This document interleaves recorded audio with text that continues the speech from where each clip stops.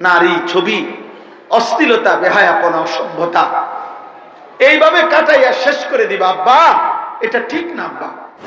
ভোরের ফজরের মুয়াজ্জিন তোমারে কোনোদিন দেখে নাই? ভোরের পাখি যে কিচির মিচির দিয়ে ভোরে জেগে ওঠে, সে যেন ডেকে বলে, হা ইমানদার যুবক, তুমি কি আর কোনোদিন উঠবা না?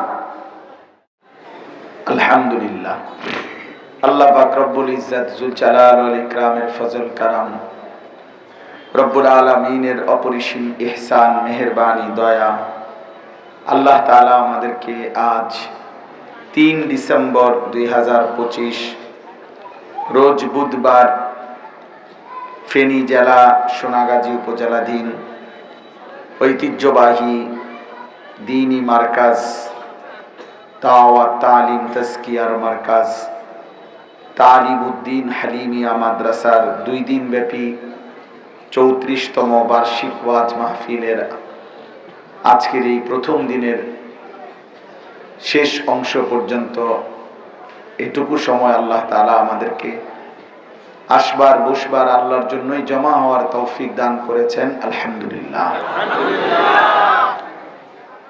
আমি যখন ছাত্র ছিলাম, ঢাকায় পড়ালেখা করতাম,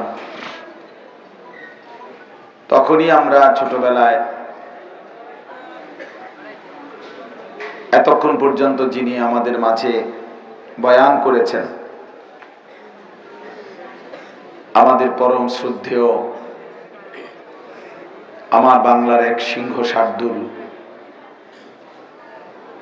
অন্যায়ের বিরুদ্ধে, বাতিলের বিরুদ্ধে এবং বিশেষ করে খতমে নবুয়তের আন্দোলনে সব সময় যিনি সাহসী এবং বজ্র কণ্ঠে উচ্চারণ করতেন, কথা বলতেন, আল্লামা হযরত মাওলানা মুফতি নূর হুসাইন নুরানি দামাত বারাকাতুহুল আলিয়া, হুজুরের বয়ান আমরা ছাত্র জীবনেই শুনতাম। হুজুর বললেন, এই মাত্র যে 42 বছর হয় বয়ান করে, তাহলে আমার বয়স হলো 44 বছর, তাহলে আমার বয়স 44, আমার বয়স আর ওনার ওয়াজ কাছাকাছি। তাই আলহামদুলিল্লাহ, আমরাও ছাত্র জীবনে অনেক শুনতাম, তখন আমরাও স্লোগান দিতাম। আপনারা তো এখানে তেমন কেউ স্লোগান দিতে পারলেন না। আমি ঠিকই স্লোগান, আমার যদি ওয়াজ না থাকতো আমি ঠিকই স্লোগান দিলাম। মাঝে মধ্যে এখনো আমি স্লোগান দিই, একবার দিছি 2-1খানে। বাকি ছাত্র জীবন পুরাটা আমি স্লোগানে প্রসিদ্ধ ছিলাম। ওস্তাদরা খুঁজতো যে আনিস কই, স্লোগান দরকার। যাই হোক, আলহামদুলিল্লাহ, হুজুর সর্বোচ্চ ফিকির নিয়ে বছরের পর বছর মজলুম, কারা নির্যাতিত, জেল জুলুম সবকিছু উপেক্ষা করে এতটা স্পষ্ট ভাবে রাসূলুল্লাহ সাল্লাল্লাহু আলাইহি সাল্লামের ইজ্জত এবং সম্মান, খতমে নবুয়তের এই মহান আকীদা, এটা আমাদের মৌলিক আকীদা, এটা আমাদের ঈমানের অংশ, এটা বুঝাইতে চেষ্টা করছেন। আজকের যারা কিশোর যুবক, নতুন জেনারেশন, নতুন প্রজন্ম, তোমরা যারা 14 বছর, 16 বছর, 18, 20, 22 বছর, 25 বছর, সমস্ত নওজোয়ানের কাছে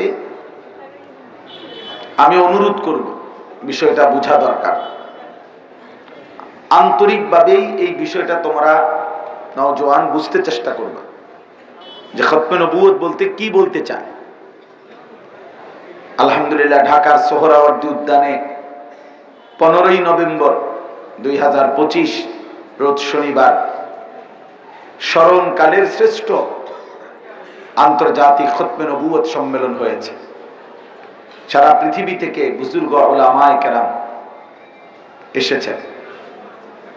তাহলে এটা শুধুমাত্র একটি দল বা সংগঠনের কোনো আন্দোলন না,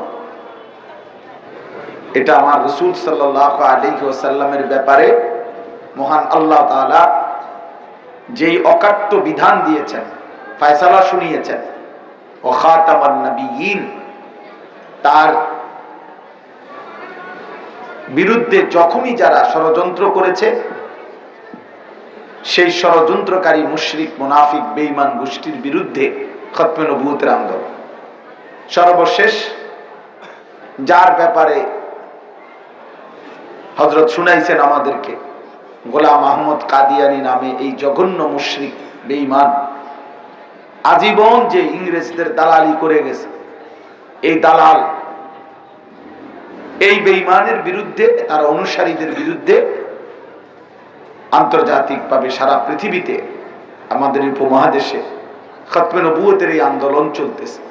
বাংলাদেশেও এটা যুগ যুগ ধরে দাবি। আমাদের শেখুল ইসলাম আল্লামা শাহ আহমদ শফি রহমতুল্লাহ আলাই হাসপাতালের বেডে ইন্তেকালের পূর্বেও ওনার শেষ ওসিয়তের মধ্যে কথা ছিল খতমে নবুয়তের এই আন্দোলন চালিয়ে যাওয়ার জন্য। আমাদের কুমিল্লার গর্ভ, সারা বাংলাদেশের শ্রেষ্ঠতম শেখুল হাদিস আল্লামা আশরাফ আলী রহমতুল্লাহ আলাই, তিনি ইন্তেকালের পূর্বে শেষ সময়ও এই খতমে নবুয়তের আন্দোলনের কথা বলে গেছেন। এজন্য বিশেষ করে আমাদের কওমি মাদ্রাসার যারা তালেবে ইলম, উঠতি এবং নওজোয়ান যারা আমাদের আলেম ইমাম, আমাদের প্রত্যেকের এটা দায়িত্ব এই বিষয়টা পুরাপুরি বুঝা এবং এটা উম্মতের প্রত্যেকের কাছে, প্রতিটা মুসলমানদের কাছে এই কথা স্পষ্টভাবে বুঝানো যে এটা শুধুমাত্র হুজুরদের আন্দোলন নয়, এটা মুসলমানের আন্দোলন, এটা ইমানদারের আন্দোলন, প্রতিটা মুসলিমের এটা আন্দোলন। এই জন্য আমি সবাইকে বললাম, আমি নতুন করে এটার ব্যাখ্যা দিতে চাচ্ছি না, শুধু হুজুরের এই কথার থেকে আমি বললাম আমাদের জন্য এটা জরুরি। খতমে নবুয়তের আন্দোলন, রাসূলুল্লাহ সাল্লাল্লাহু আলাইহি ওয়াসাল্লাম তিনিই সর্বশেষ নবী, তারপরে কোনো নামে, কোনো বেশে, কোনো সুরতে, কোনো অপব্যাখ্যা দিয়েও, কোনো ছলছাতুরি কৌশল করে অন্য কেউ কোনো প্রকারের নবী দাবি করতে পারে না। অতএব এই কথাটা, এটা আমাদের ইমানের অংশ, আকীদার অংশ। এজন্য বিষয়টাকে সাধারণ দেখলে হবে না। ওনারা আজকে দীর্ঘদিন ধরে কষ্ট করছেন, মাঠে ময়দানে, দুয়ারে দুয়ারে, দাঁড়ে দাঁড়ে, সর্বত্র বলে বেড়াচ্ছেন।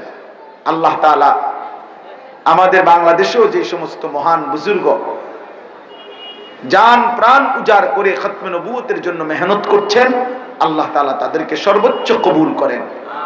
আজকে আমাদের কায়েদে মিল্লাত, যিনি এই বৃদ্ধ বয়সেও গোটা বাংলাদেশ চষে বেড়াচ্ছেন, আমাদের মধুপুরের পীর সাহেব হুজুর আল্লামা আব্দুল হামিদ পীর সাহেব, আল্লাহ তাআলা তার হায়াতকে আফিয়তের সাথে আমাদের জন্য দীর্ঘায়িত করেন। হুজুর অনেক বেশি আবেগ এবং জজবা নিয়ে এই বিষয়টার জন্য ওনার জীবনের এই শেষ সময়টা সর্বোচ্চ কোরবানি করতেছেন।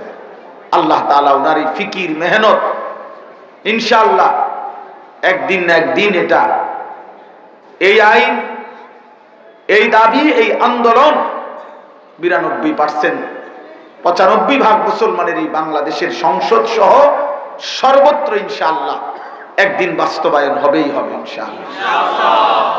এটা সত্যিই হবে। কিন্তু বড় বিষয় হলো আমাদের প্রত্যেকের এই ব্যাপারে ধারণা থাকা।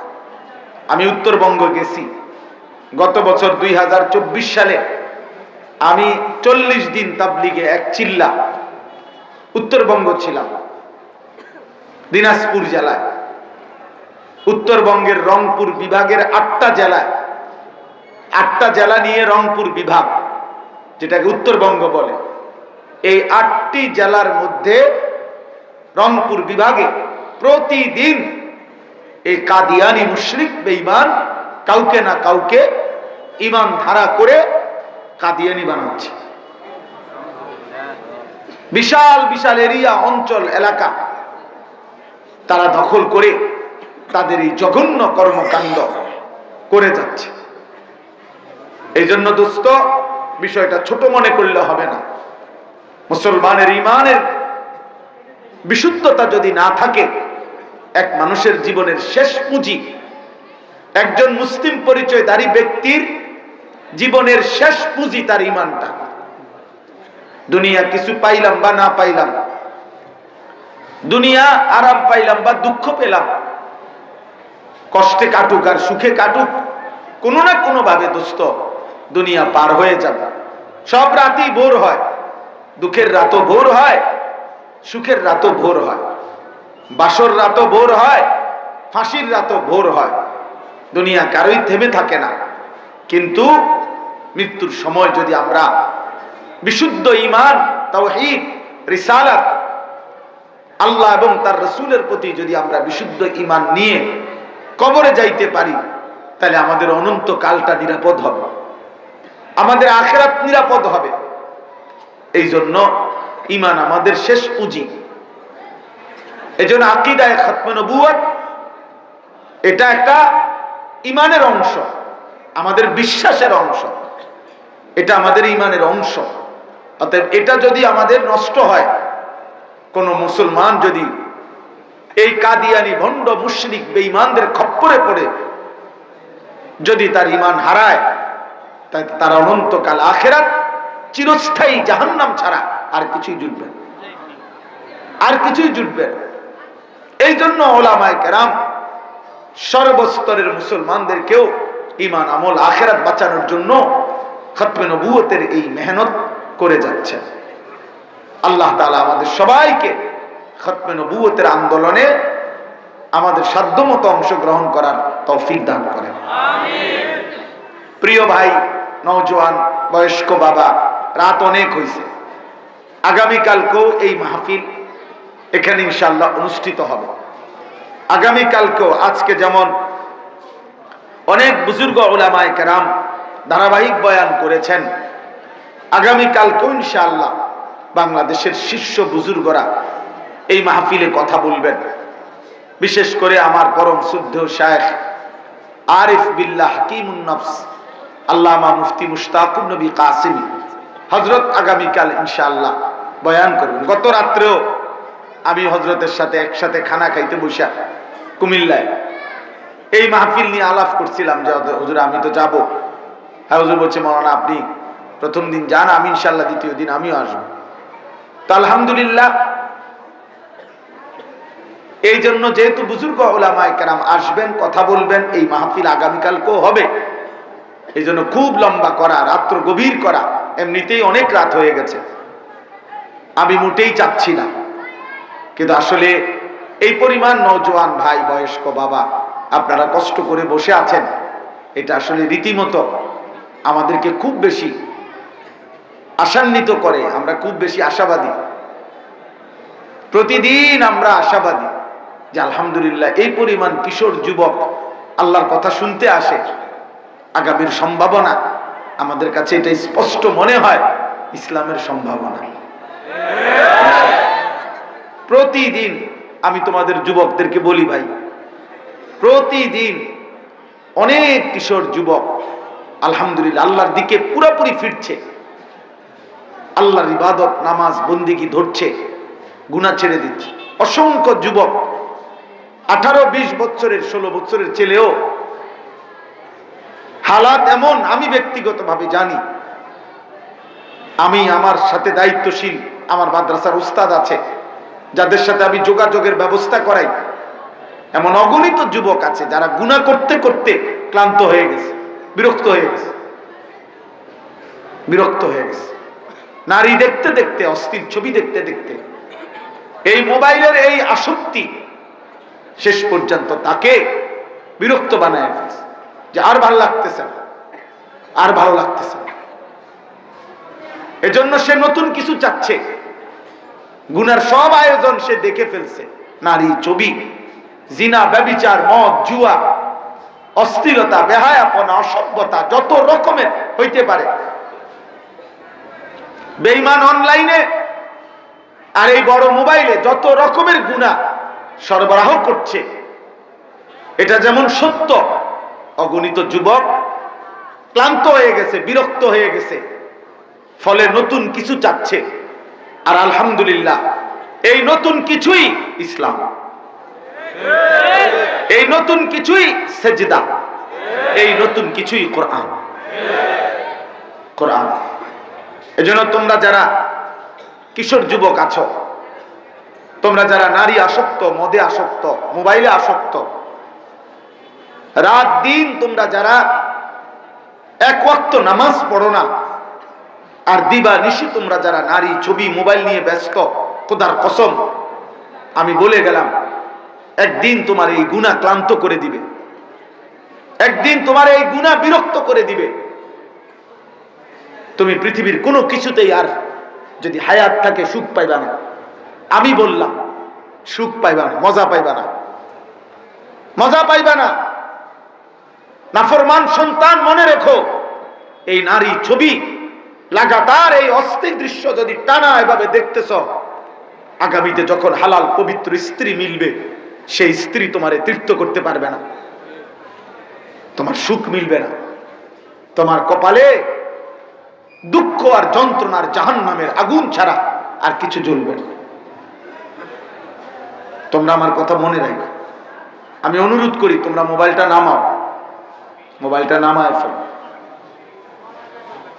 হাতের মোবাইলটা নামাও। আব্বা এত পাগল, এত মাতাল হইও না। কোথায় যেখানে সেখানে, যেখানে ওয়াজ, যেখানে মাহফিল, হুজুর তো মোবাইল তুলতে বলছে একটা নির্দিষ্ট কথা রেকর্ড করার জন্য। ওই দেখেন ওই অসভ্য কি করে দেখেন। হ্যাঁ, মানে এই পরিমাণ অসভ্য যে কোন রকম ব্রেন ন্যূনতম কাজ করে না, যে এখানে এটা মানানসই কিনা, এখানে এটা উচিত কিনা, খাপ খাবে কিনা। এখানে কত আলেম, কত ওলামা, কত বড় বড় হুজুর, মাশায়েখ, এখানে যে আমি এটা ভিডিও করতেছি বা মোবাইল নিয়ে আছি, এটা মানায় কিনা, এই ন্যূনতম যদি তমিজ, পার্থক্য জ্ঞান না থাকে, পরে তো মানুষ পাগল বলে, ভাই মাতাল বলে, মাতাল বলে, পরে তো অবুঝ বলে, বাচ্চা বলে। এই জন্য আমি বললাম একটা সময় হালাল আর পবিত্র কিছুই জুটবে না। কোরআনুল কারীমের মধ্যে আছে আয-যানি লা ইয়ানকিহু ইল্লা যানিয়াতান আও মুশরিকা। আল্লাহ ওয়াদা দিছে কোন ব্যভিচারী পুরুষ, কোন জিনাকার পুরুষ সে বিবাহ করতে পারবে না। যাকেই বিবাহ করবে আল্লাহ বলছে, হে দুশ্চরিত্র বেহায়াত পুরুষ, আমি বলে দিলাম তোর কপালে বিবাহের নামে যেই স্ত্রী জুটবে ওইটা হবে জানিয়া আও মুশরিকা, ওইটাও হবে আরেকটা ব্যভিচারিণী নারী অথবা কোন মুশরিক বেঈমান নারী। কোরআন শরীফের আয়াত এটা। ওয়াজ-জানিয়াতু লা ইয়ানকিহুহা ইল্লা জানিন আও মুশরিকুন। আল্লাহ বলেন এবং কোন ব্যভিচারিণী নারী, দুশ্চরিত্র বেহায়া যেই নারী, যেই কন্যা, তাকেও বিয়ে করতে চাইবে না কেউ। যেই চাইবে আল্লাহ বলেন সে হলো কোন ব্যভিচারী পুরুষ অথবা কোন মুশরিক পুরুষ। তো কোরআন শরীফের শুধু বাংলা অনুবাদ কইলাম, ব্যাখ্যা লাগবে না, তুমি তো তরজমাটাই বুঝছো।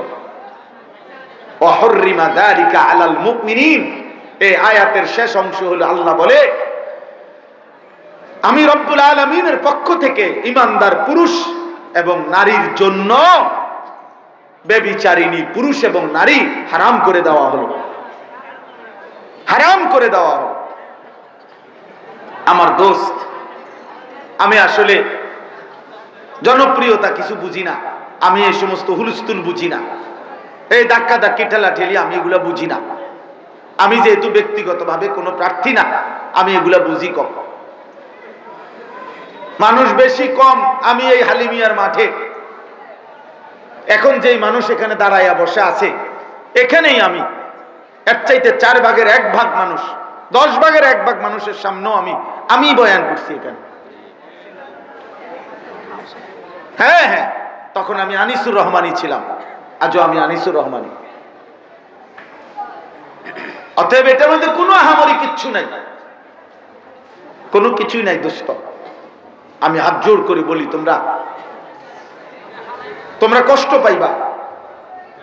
প্রত্যেকটা নওজোয়ান যারা মোবাইলে আসক্ত, নারীতে আসক্ত, ছবি, জিনা, ব্যভিচার, উলঙ্গ ছবি, অশ্লীলতায়, বেহায়াপনায়, আল্লাহ নাই, নামাজ নাই, সেজদা নাই, খোদার কসম সন্তান, তোমার জীবনটা দুর্বিষহ।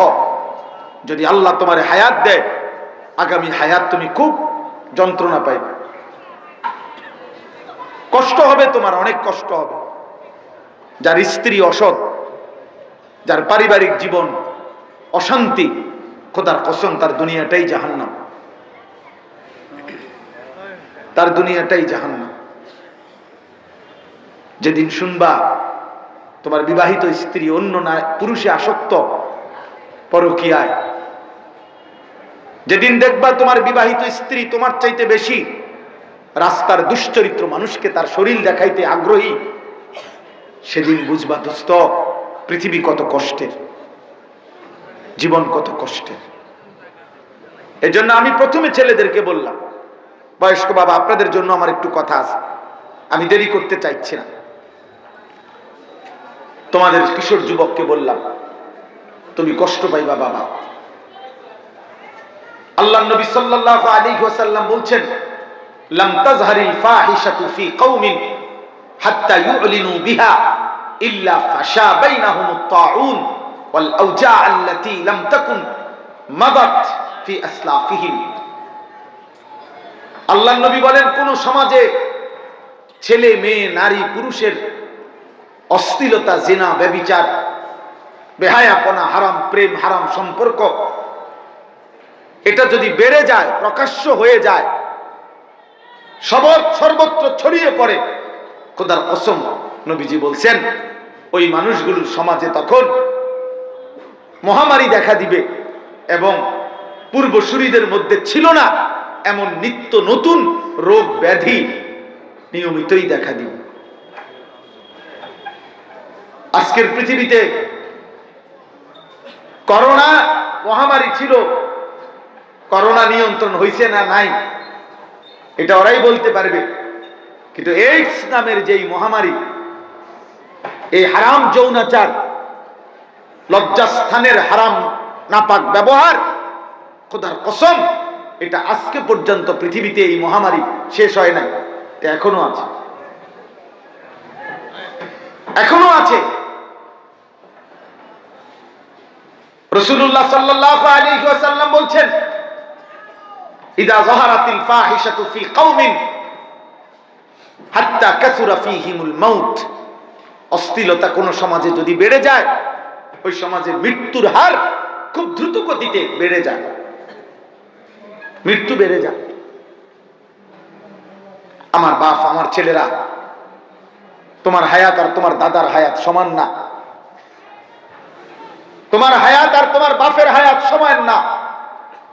অতএব তোমার দাদা, তোমার বাবা আশা করা যায় তোমার আগেই কবরে চলে যাবে, কিন্তু আগামী 30 বছর পরে, আগামী 40 বছর পরে এই অব্যাহত গুনাহ, অশ্লীলতা, এই বেনামাজি জিন্দেগি,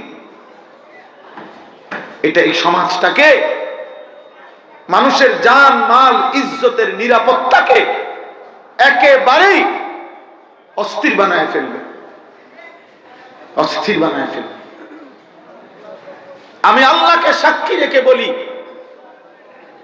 আমি কোরআন সামনে রেখে বলি, এই বাংলাদেশে এমন নির্ভরযোগ্য ব্যক্তি, ভদ্রলোক আমাকে বলছে, ভদ্রলোক ঘর থেকে শুধু ক্লাস করতে যায়, ক্লাস থেকে ফিরে আসা পর্যন্ত তার স্ত্রী বাহিরে দরজা তালা দিয়া স্ত্রীর ভিতরে রাইখা তৈ যায়, আবার আইসা ঘরে ঢোকে।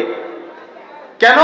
এই ভয়ে যে হুজুর যদি দরজা খোলা রাখি, আমার স্ত্রী তৎক্ষণাৎ অন্য পুরুষ ডাইকা তার সাথে শয্যা সঙ্গী হয়। আহা, খায় তো, ঘুমায় তো, হাঁটে তো, চলে তো দুনিয়ায়, কিন্তু কলিজাটা তো ধুকে ধুকে মরছে। এজন্য দোস্ত, প্রতিক্রিয়া যদি কোনো কিছু থাকে তো পার্শ্ব প্রতিক্রিয়াও আছে। আজকে নারী দেখে, অস্থির ছবি দেখে তোমাদের যে প্রতিক্রিয়া হচ্ছে মনে, ফিলিংস, লজ্জাস্থানের শাহওয়াত, তো খোদার কসম এর পার্শ্ব প্রতিক্রিয়াও আছে। এর পার্শ্ব প্রতিক্রিয়াও আছে। আর সেই পার্শ্ব প্রতিক্রিয়া তোমাকেই ভোগ করতে হবে। তোমার পাপ আগামী দিনে তোমার দাদা ভোগ করবে না, তোমার দাদা তো তোমার আগে কবরে চলে যাবে। তোমার বাবা ভোগ করবে না, তোমাকে ভোগ করবে, তুমি কিংবা তোমার প্রজন্ম। আমি তো আমার বাবার সন্তান, তো আমার বাবার হায়াতে আমি, আমার বাবার চোখের পানির বরকতে, আল্লাহর দয়ায় আমার আব্বার 5 ছেলে, তো আল্লাহর দয়ায় আমরা 5 ভাই আমার বাবার সন্তান আলেম হইছে। এখন আমার সন্তান, তো এবার আমার সন্তানের বেলায় আমার সন্তান যদি দুষ্ট হয়, লম্পট হয়, চরিত্রহীন হয়, তাইলে তো এটা আমার পাপের জন্য হইল। এই জন্য তো আমার পাপের জন্য হইল ভাইয়া। এই জন্য তোমার গুনাহ, তোমার পাপ, তোমার অশ্লীলতা, তোমার বেনামাজি জিন্দেগি, আল্লাহর কসম এটা শুধু তুমি না, তোমার পরবর্তী প্রজন্মকেও এই অপমান, এই লাঞ্ছনা ভোগ করতে হবে, ভোগ করতে হবে। এই জন্য আমি, এত ছেলে তোমরা মহব্বত করে আসছো, আমি বড় বেশি দরদ দিয়া বললাম, দোস্ত আমার, মেহেরবানি করে তোমরা, দয়া করে, তোমরা কিশোর, তোমরা যুবক, একটি জাতির স্বপ্ন, তোমরা মুসলমান জাতির স্বপ্ন। মুসলমানের 17 বছর, 16 বছর, 18 বছরের যুবক সারা পৃথিবীময় আল্লাহর কালেমা বুলন্দ করেছে। হযরত আব্দুল্লাহ ইবনে মাসউদ বলেন, কুন্না নাগজু মা রাসূলিল্লাহ সাল্লাল্লাহু আলাইহি ওয়াসাল্লাম ওয়া নাহনু শাবাব। হযরত আব্দুল্লাহ ইবনে মাসউদ বলেন, রাসূলুল্লাহ সাল্লাল্লাহু আলাইহি ওয়াসাল্লামের সাথে আমরা প্রত্যেকটা যুদ্ধে অংশগ্রহণ করেছি, আর তখন ছিলাম আমরা পূর্ণ যুবক। ওয়া নাহনু শাবাব, আমরা ছিলাম যুবক। রাসূলুল্লাহ সাল্লাল্লাহু আলাইহি ওয়াসাল্লামের হাতে কালেমা পড়ে যারা মুসলমান হইছেন, এই প্রথম যখন কালেমা পড়ে তখনকার বয়স বিশ্লেষণ করলে সংখ্যাগরিষ্ঠ সাহাবী ছিল কিশোর যুবক। কিশোর যুবক আল্লাহর জন্য, দ্বীনের জন্য। পাকিস্তানের একজন বিখ্যাত বুজুর্গ হযরত মাওলানা নিজামউদ্দিন শামজাই রাহমাতুল্লাহ আলাইহি, বড় মুজাহিদ ছিলেন। উনি বলে গেছেন যে, হে মুসলমানের যুবক, মনে রাখবা, এই পৃথিবীর ন্যূনতম ইতিহাস যদি তোমরা পড়ো, তাহলে সর্বযুগে পৃথিবীতে যেই কোনো চিন্তা, চেতনা, মতবাদ, আদর্শ এই পৃথিবীতে যখনই প্রতিষ্ঠা করতে কেউ চেয়েছে, কোনো ব্যক্তি বা দল কোনো আদর্শ যদি পৃথিবীতে বাস্তবায়ন করতে চাইছে, এবারে যৌক্তিক হোক, অযৌক্তিক হোক, ন্যায় হোক, অন্যায় হোক, প্রতিবারেই যাদের খুন, যাদের রক্ত, যাদের ত্যাগ, আত্মত্যাগের বিনিময়ে কোনো আদর্শ, কোনো মতবাদ এই পৃথিবীতে প্রতিষ্ঠিত হয়েছে, প্রতিবারেই যারাই ত্যাগ করেছে, কুরবানি করেছে, যারা নিজেদেরকে বিলিয়ে দিয়েছে, প্রতিবারই পৃথিবীর ইতিহাসে তারা ছিল যুবক। যুবক ছাড়া পৃথিবী গড়ে না, যুবক ছাড়া আদর্শ নির্মাণ হয় না, যুবক ছাড়া সভ্যতা গড়ে ওঠে না, যুবক ছাড়া জাতি দাঁড়াইতে পারে না। এই জন্য আমার কাছে কিতাব আছে গাড়িতে, আরবি কিতাবে একথা লেখা আছে, আশ-শাবাবু হুম আসাবুল উম্মাহ। কোন জাতির মেরুদণ্ড ওই জাতির যুব সমাজ। মেরুদণ্ড না থাকলে, সোজা না থাকলে কেউ দাঁড়াইতেও পারে না, বসতেও পারে না। মেরুদণ্ড ভেঙে গেলে ওই মানুষ শুয়ে পড়তে হয়।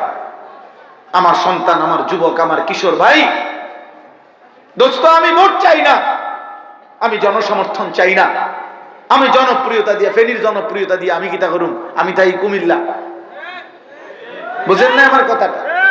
ফ্যামিলির মানুষ সবাই আমার চিনলে কি হবো, আমি কি এনে বাজার করতে আমো নাকি? আমি বাজার করি কুমিল্লা ক্যান্টনমেন্ট, আমি এটা দিয়ে করবো কি? আমার তো এটাতে কোনো কিছু আসা যায় না, কিন্তু আমি আল্লাহর জন্য বললাম, আখিরাতের আশায় বললাম, তোমরা আজকের কিশোর, আজকের যুবক, আগামী সময়টা, এই সমস্ত দুই একটা দল, এগুলো পৃথিবীতে কোনো গণা তো ধরে না। সারা বিশ্ব আন্তর্জাতিক পরিমণ্ডলে এই সমস্ত আওয়ামী লীগ, বিএনপি গণা তো ধরে না কেউ। বাস্তব কথা, এগুলো কেউ গণা ধরে না। এই আমগো দেশে শুধু এগুলা লইয়া খচর খচর চলতেছে, কিন্তু সারা পৃথিবী হইল ঈমান আর কুফরের দ্বন্দ্ব। আগামীর পৃথিবী রাষ্ট্রের দ্বন্দ্ব না, আগামীর পৃথিবী মুসলমান আর কাফেরের দ্বন্দ্ব। আরো ছোট করে বললে, আগামীর পৃথিবী ঈমানদার আর পৃথিবীর ইতিহাসের সর্বনিকৃষ্ট বেঈমান ইসরায়েলের কুত্তা ইহুদিদের সাথেই দ্বন্দ্ব। এটাই আগামীর পৃথিবী।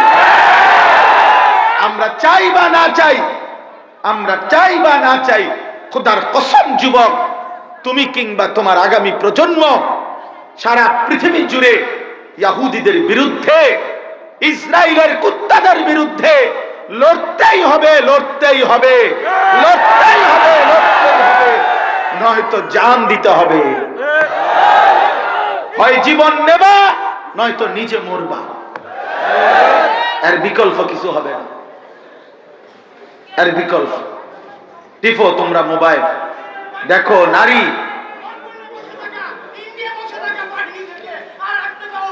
অতএব এটা জরুরি আমাদের জন্য, আমাদের জন্য এটা জরুরি। যুবক ভাই, আমি অনুরোধ, তোমরা এমন সুন্দর হায়াত কাজে লাগাও। রাখো রাখো, সবাই চিৎকার করো না, কাজে লাগাও। তোমরা তোমাদের এই সময় গড়ো নিজেকে, তোমরা সময়টা লাগাও কাজে, কাজে লাগাও। শুধু শুধু মোবাইল টিপো না। যদি মোবাইল দেখতে চাও, আল্লাহর কথা শোনো, কোরআনের তিলাওয়াত শোনো, রাসূলুল্লাহর একটা একটা সুন্নাত শিখো, কোরআনের একটা একটা অক্ষর শুদ্ধ। আজকে কোরআন মোবাইলেও তুমি কোরআন শরীফ শুদ্ধ করতে পারো, তোমারে পড়াবে কোরআন এরকম অক্ষরে অক্ষরে। তো তুমি দেখো, কিছু শিখো, কিছু করো, কিছু ভাবো, তুমিও পৃথিবীর জন্য, ইসলামের জন্য তোমার সাধ্যমতো কিছু করো। কিন্তু এমন সুন্দর জীবন, এমন রাত, এমন দিন, নারী, ছবি, অশ্লীলতা, বেহায়াপনা, অসভ্যতা, এইভাবে কাটাইয়া শেষ করে দিবা। আব্বা, এটা ঠিক না আব্বা, এই সন্তান, এটা ঠিক না বাপ। একটা নারী দেখতে দেখতে, ছবি দেখতে দেখতে, এত লম্বা একটা রাত, সেই কখন 5:30 বাজে সন্ধ্যা হয়, আবার ভোর 6টার একটু আগে ফজরের জামাত হয় 5:40, 5:45-এ। তাইলে এই 12 ঘন্টা টাইম, প্রায় এত লম্বা একটা রাত, এই পৃথিবী নিয়ে কিছুই ভাবলা না, ঈমান নিয়া, ইসলাম নিয়া কিছুই ভাবলা না, একটা সেজদাও দিলা না, মালিকের একটা নামও নিলা না। ভোরের আলো, ভোরের আলো 365 দিনে ফজরের নামাজে। হায় যুবক, ভোরের আলো তোমারে কোনোদিন দেখলো না, ভোরের ফজরের মুয়াজ্জিন তোমারে কোনোদিন দেখে নাই। ভোরের পাখি যে কিচির মিচির দিয়ে ভোরে জেগে ওঠে, সে যেন ডেকে বলে, হায় ইমানদার যুবক, তুমি কি আর কোনোদিন উঠবা না? তোমার কি কোনোদিন ভোর হবে না? কত যে আধার পর্দা পাড়ায় ভোর হলো জানি না তা, নারঙ্গী বনে কাঁপছে সবুজ পাতা, দুয়ারে তোমার 7 সাগরের জোয়ার এনেছে ফেনা, তুমি জাগলে না, তবু তুমি জাগলে না। এটা কবি ফররুখের কবিতা। আমাদের বাংলা সাহিত্যের একজন অমর কবি ছিলেন ফররুখ আহমদ। দুয়ারে তোমার 7 সাগরের জোয়ার এনেছে ফেনা, অর্থাৎ কত বঞ্চিত মানবতা, কত মজলুম আহাজারি করছে, আর তুমি যুবক, নারী আর ছবি, অশ্লীলতার বেহায়াপনা, চুল, চেহারা, শার্ট প্যান্ট আর বন্ধুদের আড্ডা, এটুকুতেই জীবন শেষ করো। 3 ঘন্টা লাগাইয়া তোমরা অনেক যুবক চটপটি খাও, এতক্ষণ লাগাইয়া বুট বাদাম খাও, আর কোনো কাজ নাই। আহা বাপ, এটা কি করলাম, কি করলাম? একটা রাত এভাবে শেষ করে দিলাম, একটা দিন এভাবে শেষ করে দিলাম, এটা উচিত হলো না। ইনসাফ করলাম, ইনসাফ করলাম। এই জন্য আমি অনুরোধ করছি, আমার একটা মেহনত আছে, আমার শায়েখ আল্লামা মুফতি মুশতাকুর নবী কাসিমি হযরতের দেওয়া। আমি ফজর ক্যাম্পেইনের কাজ করি সারা দেশে, অর্থাৎ ফজরের মুসল্লি বৃদ্ধির প্রচারণা। এটা আমাদের একটা প্রচেষ্টা। আলহামদুলিল্লাহ, আমি এই যুবক, তোমাদেরকেও বলছি, এই ফেনীতেও আমাদের অনেক ছেলে আছে যারা ফজরের কাজ করে। কি করে? কাজটা একদম সহজ কাজ। একজন যুবক সে শুধু সিদ্ধান্ত নিবে যে আমি নিজে ফজরের নামাজ পড়ব, আমি আমার একজন বন্ধুকে ফজরের নামাজের জন্য উঠাবো। এই দুইজন, তারা দুইজন আবার দুইজনকে বলবে, 4 জন হবে, 4 জনে 8 জন হবে, 8 জনে 16 জন হবে, এভাবে বাড়তে থাকবে, এভাবে বাড়তে থাকবে। ফজরের মুসল্লি যারা, খোদার কসম মাহাদির সৈনিক তারা। ফজরের মুসল্লি যারা, দাজ্জালের বিরুদ্ধে লড়বে তারা। ফজরের মুসল্লি যারা, বিশ্বময় কালেমার পতাকা উড়াবে তারা। আমি স্বপ্ন শুধু বাংলাদেশকে দেখবো কেন, আমি স্বপ্ন দেখবো পৃথিবীতে কালেমার পতাকা উড়বে।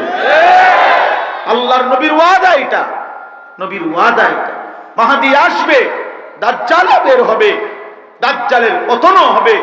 শেষ ইহুদিরা পাথরের আড়ালে, গাছের আড়ালেও যদি লুকায়, আল্লাহর নবীর ভবিষ্যৎবাণী আছে, ওই পাথর কিংবা গাছ ইমানদার মুজাহিদ, মুসলিম মুজাহিদকে ডেকে বলবে, এই মুজাহিদ, আমার পিছনে এক ইহুদির বাচ্চা, এক বেঈমান লুকায় আছে, ওরে ধর, ওরে হত্যা কর।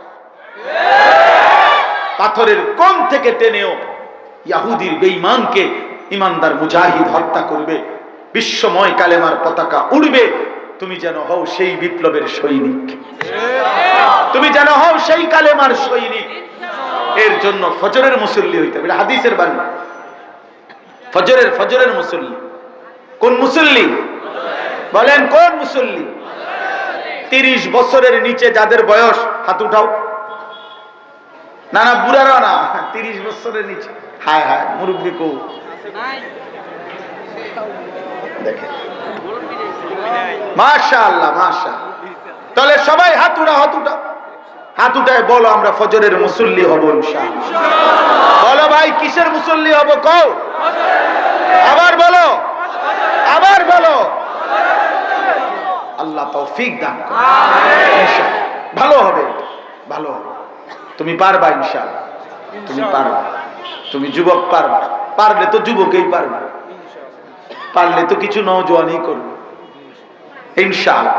ঠিক আছে না ইনশাআল্লাহ? নবীজির সাহাবী যায়েদ ইবনে সাবিত 16 বছর বয়সে হযরত আবু বকর সিদ্দিক রাদিয়াল্লাহু তাআলা ওনাকে জিজ্ঞেস করছিলেন, যায়েদ, তোমার বয়স 16, আল্লাহর কোরআন 30 পারা একত্রে সংকলন করতে চাই আমার খেলাফত আমলে। এটা বিশাল বড় কাজ। 1.25 লাখ যত সাহাবী আছে, প্রত্যেকের কাছে কোরআনের যতটুকু লিখিত আছে একত্র করবা। যার কাছে যেদুর মুখস্থ আছে, লিখিতর সাথে মুখস্থ শুইনা মিলাইয়া এরপরে 30 পারা কোরআন একত্র করতে হবে। এই বিশাল প্রকল্পের এত বড় আজিমুশান কাজ, কোরআন সংকলন একত্রিত করা, এটা আমি তোমাকে দিয়ে করাইতে চাই এই বিভাগে। যায়েদ ইবনে সাবিত 16 বছর বয়সীকে জিজ্ঞেস করছে আবু বকর সিদ্দিক যে তুমি পারবা কিনা। হযরত যায়েদ ইবনে সাবিত 16 বছর বয়সে উনি বলছেন, খলিফাতুল মুসলিমিন আবু বকর, আপনি যদি বলেন আমি ওই পাহাড়টাকে কাইটা আরেক জায়গায় স্তূপ দিতে পারবো। আমি নওজোয়ান, আমি পারবো না কেন? আমার আবার রাত কিসের, আমার আবার দিন কিসের? যুবকের কোনো রাত হয় না, যুবকের কোনো রাত হয় না। সে মন চাইলে সে যদি সিদ্ধান্ত নেয় যে আমি সারা রাত ঘুমাইতাম না, সম্ভব। সে যদি সিদ্ধান্ত নেয় আমি সারা রাত ঘুমামু, তাহলে 3 দিনও ঘুমাইতাম সম্ভব। তাহলে মূলত যুবকের কোনো রাত হয় না, ওই ইচ্ছা করে ঘুমায়, ওই ইচ্ছে করে ঘুমায়। তুমি জাগলে পৃথিবী জাগবে ইনশাআল্লাহ, তুমি জাগলে ইসলামের পতাকা উঠবে ইনশাআল্লাহ। আল্লাহ তৌফিক দান করে। আমার কওমি মাদ্রাসার যত ছাত্র ভাই আছো, প্রিয় ভাই, আমিও তালেবে এলেম, তুমিও তালেবে এলেম, তোমাদের কাছে আমার এক লাইনের ওসিয়ত, কওমি মাদ্রাসার তালেবে এলেম আমার ভাই, তোমাদের কাছে আমার কথা, দোস্ত আমার, বন্ধু আমার, কওমি মাদ্রাসার এই তালেবে এলেমরা হচ্ছে উম্মতের ঈমান ইসলামের আশা ভরসার আখিরি চেরাগ, শেষ প্রদীপ, শেষ বাতি। অতএব এই বাতি নিভাই দিও না।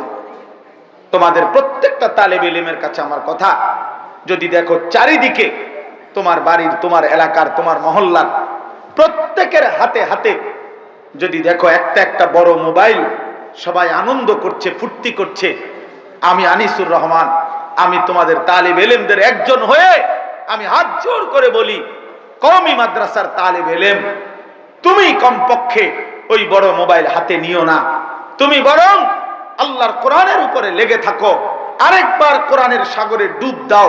ইনশাআল্লাহ আগামী দিনে তোমার বরকতে লাখো মানুষ আলোর দিশা পাবে ইনশাআল্লাহ।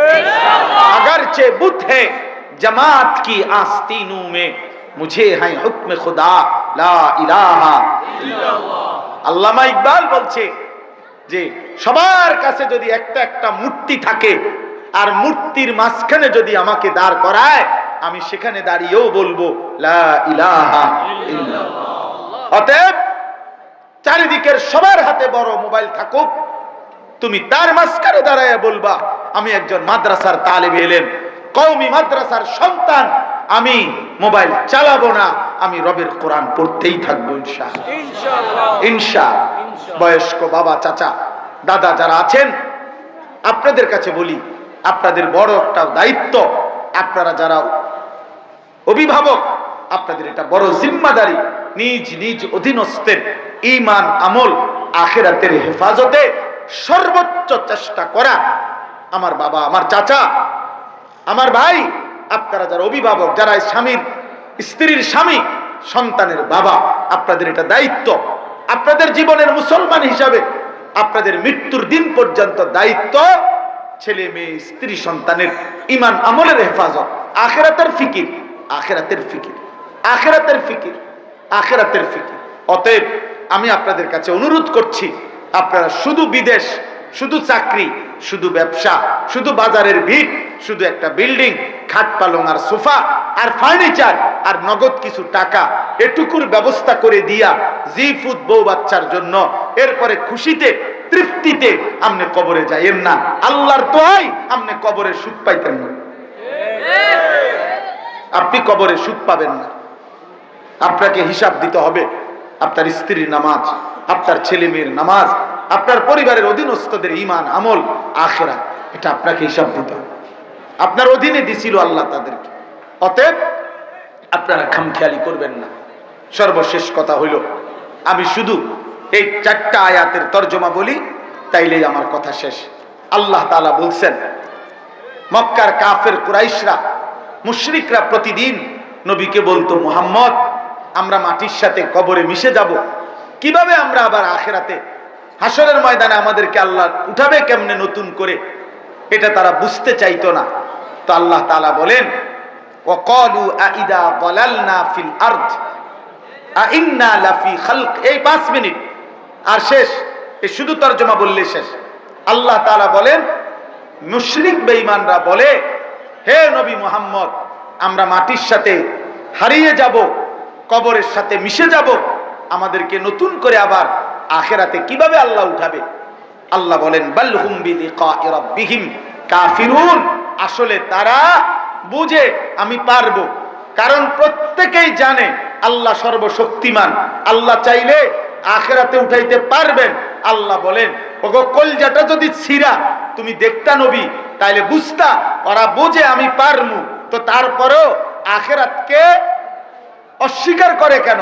আল্লাহ বলেন, কারণ তারা আমার মুখোমুখি হইতে অপছন্দ করে, অস্বীকার করে, কারণ তারা জানে আখিরাতকে মেনে নিলেই হাসরের মাঠকে মেনে নিলেই আজকের এই চুরি চামারি, আজকের এই সুদ ঘুষ, আজকের এই চুরি জেনা মদ জুয়া ব্যভিচার, এই অসভ্যতার নোংরামির এই সয়লাভ তারা করতে পারবে না।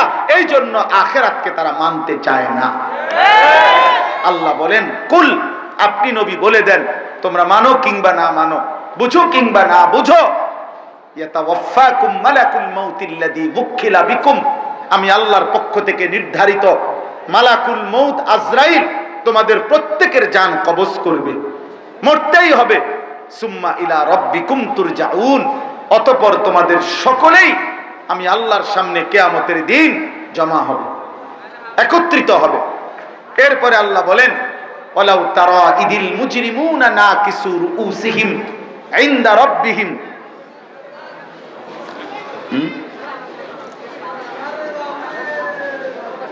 জি, তো আল্লাহ তাআলা বলেন যে হে বন্ধু, কিয়ামতের দিন আপনি দেখবেন সমস্ত পাপী নাফরমান আমি আল্লাহর সামনে মাথাটা ঝুঁকে লজ্জায় অপমানে দাঁড়িয়ে আছে।